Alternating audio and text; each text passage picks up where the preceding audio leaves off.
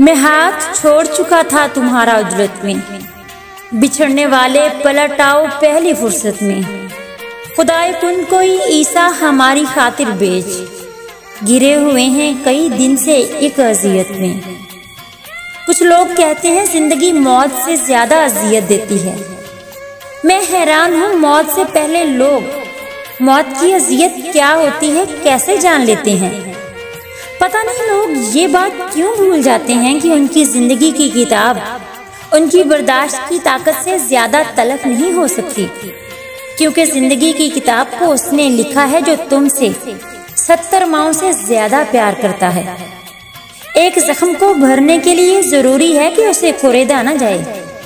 जिंदगी में इंसान को एक आदत जरूर सीख लेनी चाहिए, जो चीज हाथ से निकल जाए उसे भूल जाने की आदत।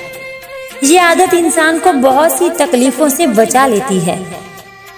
चिराग जलाना तो पुरानी रस्में हैं फराज, चिराग जलाना तो पुरानी रस्में हैं फराज। अब तो तेरे शहर के लोग इंसान जला देते हैं।